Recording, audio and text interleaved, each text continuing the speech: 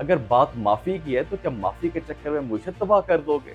پہلے ان کو 9 مئی مل گیا کھیلنے کے لیے، اب محمود الرحمان کمیشن رپورٹ جو ہے وہ ان کو کھیلنے کے لیے مل گئی ہے۔ بات بھی ان سے کرنی ہے، قبر تک پیچھا بھی ان کا کرنا ہے، اور انتشار اس کی پرسنالٹی کے اندر ہے، تو مطلب یہ مذاکرات ہو رہے ہیں۔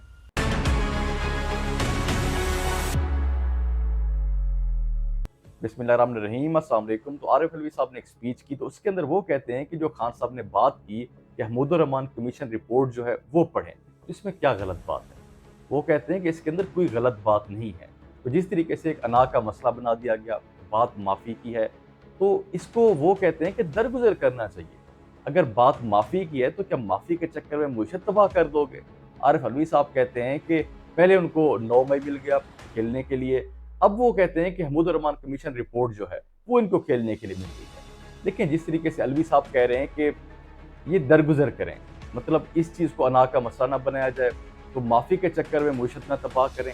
اگر بات ایسی ہے تو عارف علوی صاحب کو چاہیے کہ خان صاحب سے جا کے ملاقات کریں، وہاں پہ خان صاحب کو کہیں کہ خان صاحب آپ انا کا مسئلہ نہ بنائیں۔ اگر بات صرف معافی کی ہے تو معافی مانگ لیں، آپ کم از کم عوام کے بارے میں سوچیں، غریبوں کے بارے میں سوچیں۔ جو پاکستان کی عام عوام ہے اس ٹائم جتنی پریشان ہے، ایک انسٹیبلٹی ہے، اس کو آپ ختم کر سکتے ہیں خان صاحب، آپ معافی مانگ لیں۔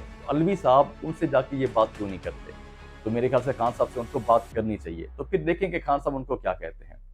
لیکن جس طریقے سے علوی صاحب کہہ رہے ہیں کہ یہ محمود الرحمان کمیشن رپورٹ جو ہے اس کا مطالعہ کریں، تو خان صاحب نے یہ بات کی ہے، اس میں کیا غلط بات ہے؟ دیکھیں، سوال یہ پیدا ہوتا ہے کہ علوی صاحب آپ صدر رہ چکے ہیں پاکستان کے، خان صاحب وزیر اعظم تھے، آپ کا دور آیا تھا، اگر آپ نے یہ رپورٹ پڑھوانی تھی لوگوں کو، اس ٹائم کیوں نہیں پڑھوائی گئی؟ اس ٹائم آپ لوگوں کو کہتے ہیں کہ یہ رپورٹ ہے جی، یہ لے پڑھیں، مطالعہ کریں اس کا۔ آپ صدر تھے نا اس ٹائم، خان صاحب وزیر اعظم تھے، تو اس ٹائم یہ کیوں نہیں کیا گیا؟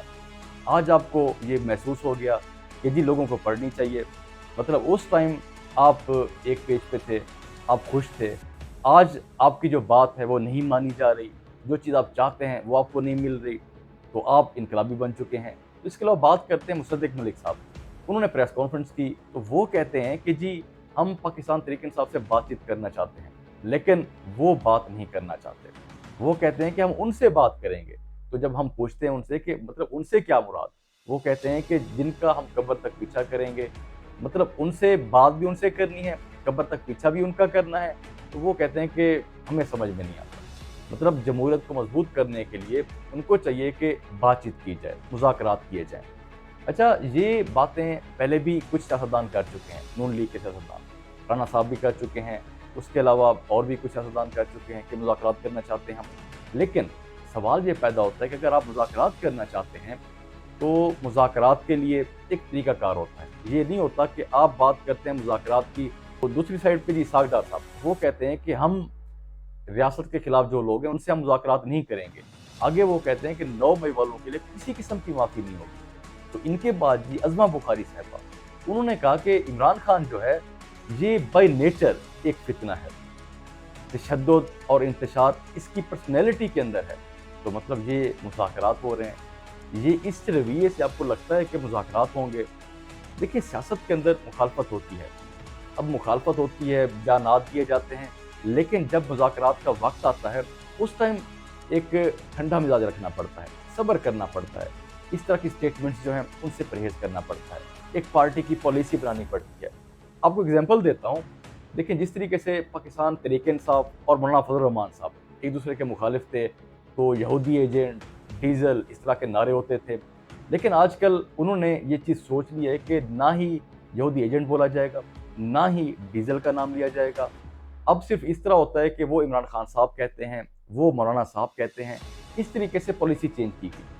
تو جب نون لیگ مذاکرات کرنا چاہے گی ان کو واضح طور پہ پالیسی بنانا پڑے گی کہ اب اس طرح کے بیانات جو ہیں یہ نہیں دیے جائیں گے۔ تو جب آپ اس طرح کے بیانات دیں گے تو اس کے بعد میرے خیال سے مذاکرات جو ہیں وہ پھر نہیں ہو پائیں گے۔ تو آگے مصدق ملک صاحب نے یہ بھی کہا کہ عمران خان صاحب جو ہیں وہ 60 لاکھ کا کھانا کھا گئے ہیں۔ وہ کہتے ہیں کہ عمران خان صاحب نے کہا کہ 7 والا جو کمرہ ہے اس کے اندر میں جم بنانا چاہتا ہوں۔ ہم نے کہا ٹھیک ہے، وزیر اعظم ہیں، ان کو بنانے دیں، ان کا مطلب ہے کہ ہم نے ان کو سہولتیں بھی دی ہوئی ہیں۔